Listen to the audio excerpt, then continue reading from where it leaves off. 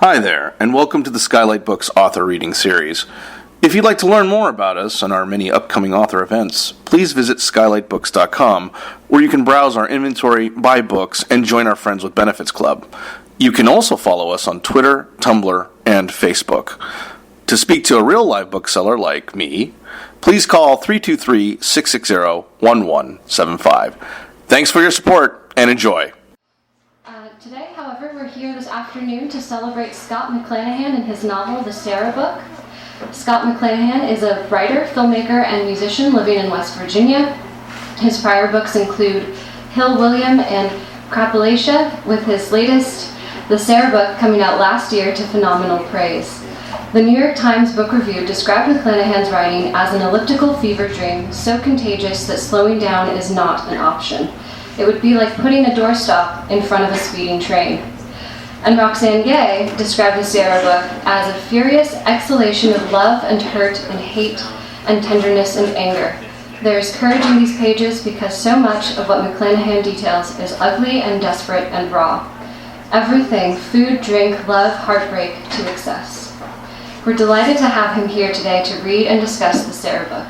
Please help me welcome Scott McClanahan.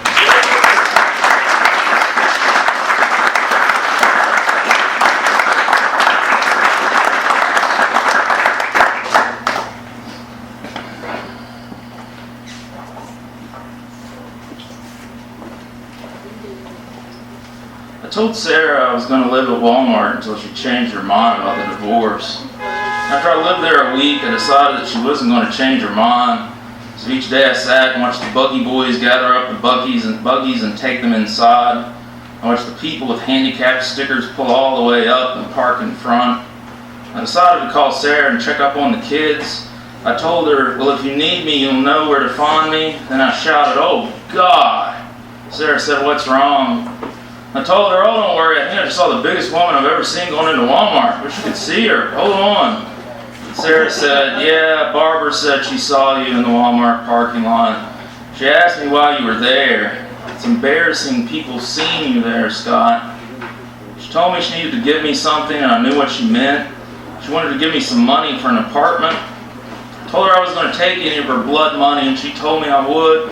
I told her I wouldn't, and she told me I would. I told her, no, this is where I live now. She told me, no, you don't. Then I thought about reading my children bedtime stories and how this would be no more. I don't need her goddamn blood money, I repeated after we hung up. Then I sat in my car and looked out the parking lot and said, these are my people. This is West Virginia. And they were. I watched the customers walking from their cars and into the store, and when they came back to their cars, their buggies were full of stuff. 1 buggy, 2 buggies, 3 buggies, 4. They were shopping for groceries to take home and make their children grow. I sat in the car and drank my gin from a water bottle. Then when my bladder got full, I went inside and peed. A white car pulled up at the end of the parking lot and just sat there. I decided to call the guy driving Big Pimpin'. And when Big Pimpin' parked, it was always the same. He was this skinny-looking little white dude who had dreadlocks. Sat in the white car, and then a few minutes later, another car pulled up. A redneck-looking dude got out and walked over to the white car. I wondered if they ever tried reciting love poems to someone. I watched the redneck dude lean inside the window. Looked like they were exchanging something. Then the redneck dude got back in his car and drove away. Then Big Pimpin' drove away. I waved at Big Pimpin', but he didn't wave back. It was okay. These were my people. But then just a few minutes later, Big Pimpin' pulled back up again. There was a girl inside the car with him now, and she had dyed-looking blonde hair and a skeleton face. They waited together, and then a blue beat-up van pulled up. The meth-looking girl got out of the car. She was inside the van for about a half hour, and then she got out and went back inside Big Pimpin's car. She was trying to put her shoe back on. I sat and thought up my own review of Walmart I could post online. I watched them drive away, and I wrote inside my head, I highly recommend the Walmart parking lot for living in your car after a divorce. The cops don't seem to bother you if you park close to the entrance. I did notice quite a bit of drug-related activity at all hours of the day. There's obviously some prostitution going on in the parking lot as well. Yay, life, 4 stars. That night I watched people leaving, and the lights glowed from the parking lot. I went inside and used the bathroom. Looked at CDs for about a half hour, and then I came back out and moved my car to the other side of the parking lot so the cops wouldn't give me hell. I noticed a text from Sarah that said, "We need to talk about getting you some money so you can get an apartment." I wrote back, "I'm not taking anything. How come you won't let me recite love poems to you anymore? Seriously." She never texted back. So I leaned my chair all the way back and put my jacket over my head and I slept. Dreamed about people going inside and buying all of the things that made up their lives. I dreamed about the whole world becoming just one big parking lot, and we were all living there thinking about what we could buy. The next day I woke up and someone was knocking on the window. It was Sarah. She was wanting to give me some money for an apartment. I unlocked the car doors and she walked around to the passenger side. There were people going inside the store again, and there were some kids playing. Sarah sat down in the passenger seat and said, "We have to talk. You have to get out of here and let me give you some money." I rubbed the sleep out of my eyes and Sarah said, "Where do you go to the bathroom?"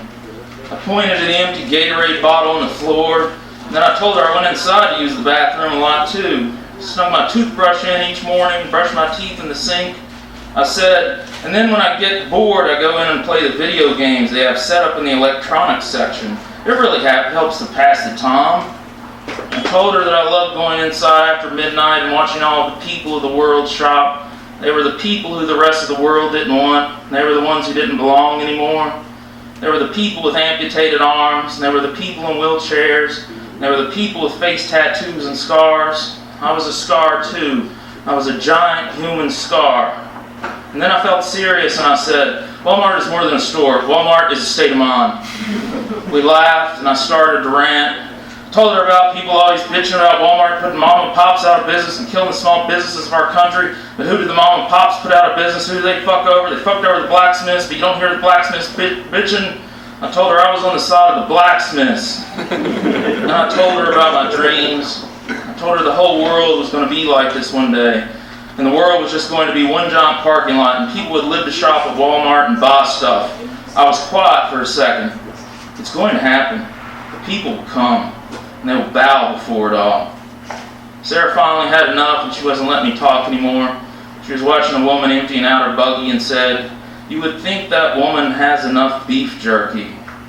She looked at me and said, "Scott, I'm going to give you something. I don't want you living here anymore." I was going to change the subject again. Then I told her my life wasn't just money to get an apartment. I told her nobody could read bedtime stories to our children like me. I told her I hoped I meant more than a little bit of money to make someone feel better. I told her I'd stay here for the rest of my life if I had to, and I didn't believe in the stories the world tells us to make people feel better about themselves. And I told her I didn't have enough money to get an apartment anyway. Sarah said, "Well, I have a way to fix that for you. I have a check for you." She reached into her purse and pulled it out.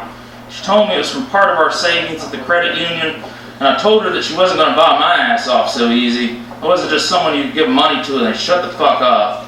Sarah tried to hand me the check, but I wouldn't take it. She told me it was $4,000, and then she threw it on my lap. The check said $4,000. So I did what life teaches you to do when someone wants to give you money. I shut the fuck up and I took it. I took it because my life was worth $4,000. Finally, Sarah got out of the car without saying goodbye. I didn't say thank you, and she didn't say you're welcome, and Sarah went, sat down in her car, and then she drove away. As she was driving away, I felt the need to say something to her. I wanted to say how much she meant to me, how much fun we'd had, and how that's what no one ever talks about or can explain, the fun, and fights too. We had the best fights. And where did it go? Instead, I just looked at the check and thought, Sarah has such nice handwriting. Another reason I love her.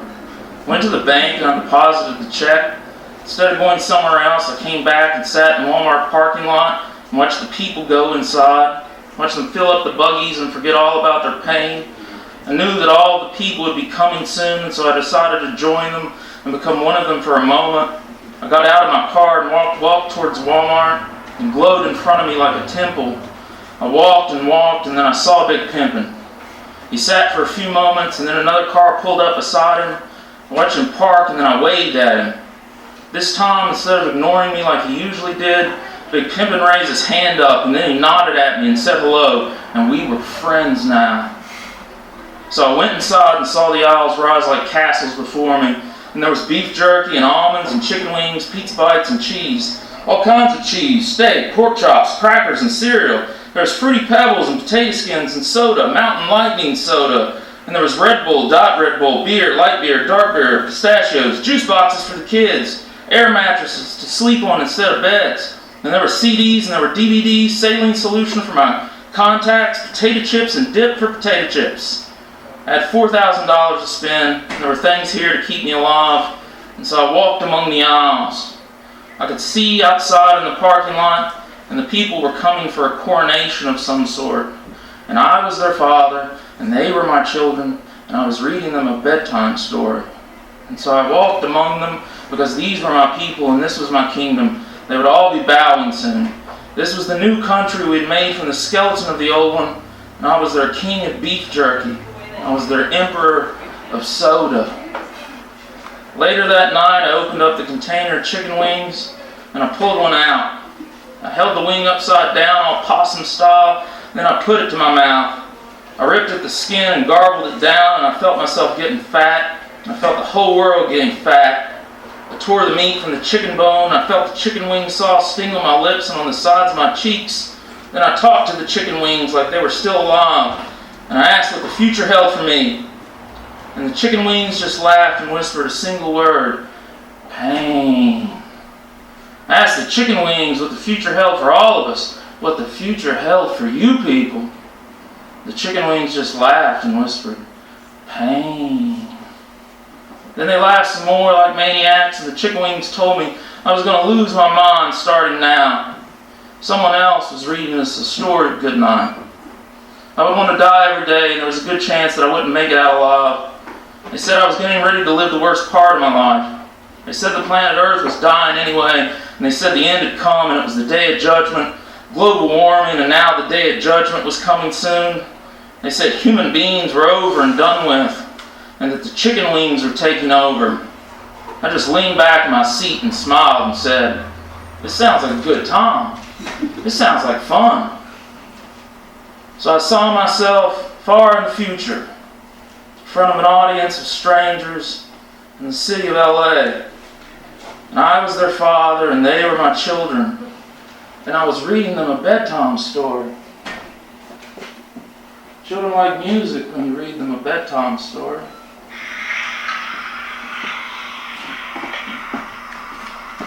I was reading them Father Bear Comes Home. Father Bear comes home. Guess what, said Little Bear. What, said Hen. Father Bear is coming home today. Where was he, said Hen. Fishing, said Little Bear, out on the ocean, far out on the ocean. My, said Hen. Yes, said Little Bear. And what if he saw a mermaid? A mermaid, said Hen. Yes, a little mermaid, said Little Bear. Ooh, said Hen. I want to see her. I'm coming home with you. They walked along, and there was Duck. Hello, Duck, said Little Bear. Father Bear is coming home today. Guess where he was? Where? Asked Duck. Fishing. Out in the ocean. Out where the mermaids are. Maybe. Yes, said Hen. We were going to see one. What is a mermaid like? Said Duck.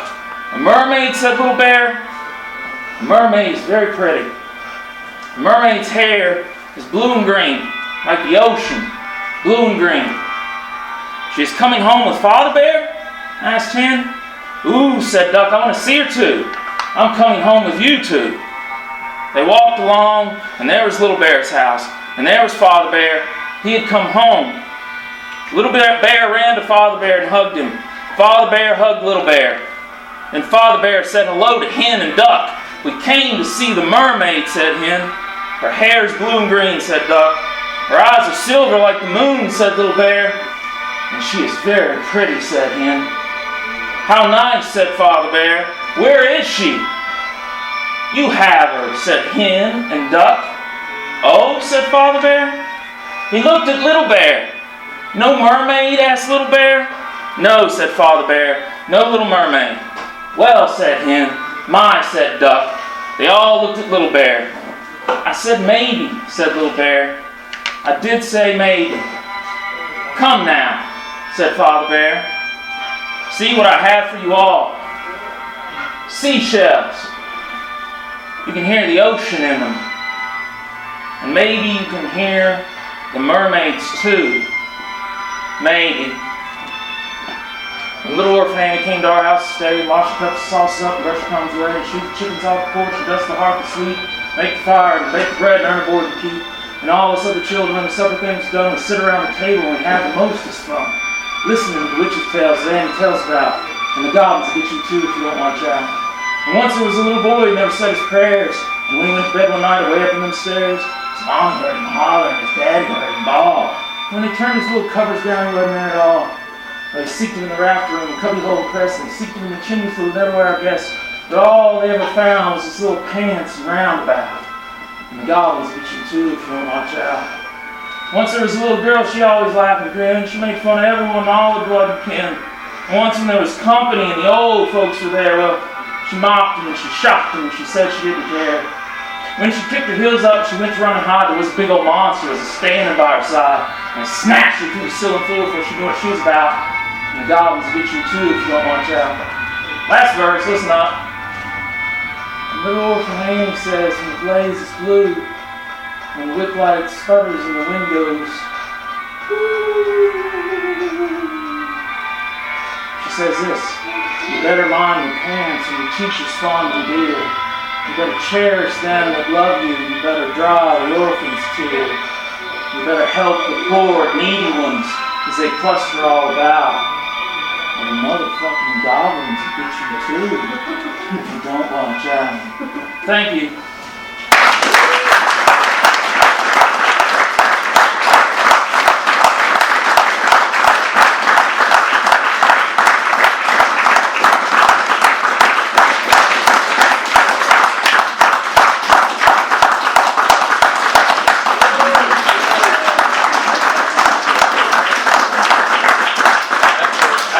Questions, I guess. Feel lost in life? Let me know. Help you out. Questions, anyone? Yes, sir. Was that that was so good, right? And then everyone leaves. And that's first time you've done that, or I think I've done that 2 other times. And I edited out all the boring parts of Father Bear Comes Home. Satisfaction and entertainment. Went on a little bit too long. Yeah, it went on about 30 seconds too long. Yeah, you show up at these places though, and hopefully nobody's taped the one before, and then you can have it, rehearsed and practiced, and people go, wow. Tell a shtick. Anyone else? Thank you, Sean. Were there any writers that have inspired your style of reading? Oh, that's a good question. I don't know. There's I guess there's been this long history or tradition. I read a book about Chaucer years ago, and they said that at that time you would not read silently. All reading was done out loud, right? And there's something childlike about this, isn't there? It's like we're all in kindergarten again, and teachers reading us a story. It's kind of primal, almost. But yeah, it's an American poet, Bachelor Lindsay, I believe is how you pronounce his name, right? He was forgotten now, but drew big crowds, or Dylan Thomas. Or some of these things I've done before, I've stolen from other things. There's this magic trick that I stole from a Jim Carroll book, where he'd say it'll be a can of tomato soup, but you have a chicken noodle soup, really. You just tore off the tomato soup in front of it, and then you make and turn it into chicken noodle soup. And that's stolen. Anyone else?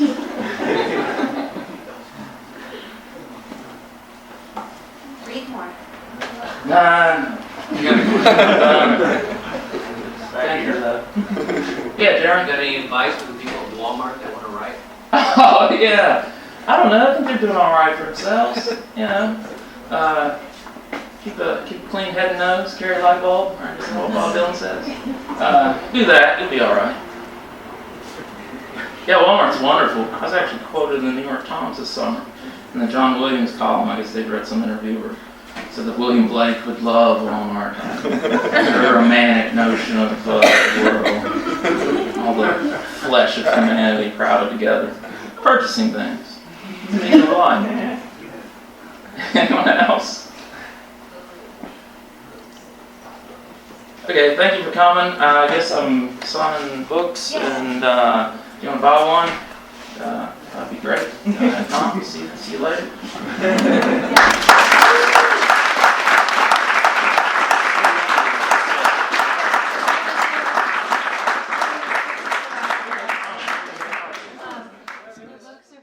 You've been listening to the Skylight Books author reading series. Don't forget, you can listen to this and all of our other great podcasts at skylightbooks.com. Thanks again for stopping by, and we hope to see you soon.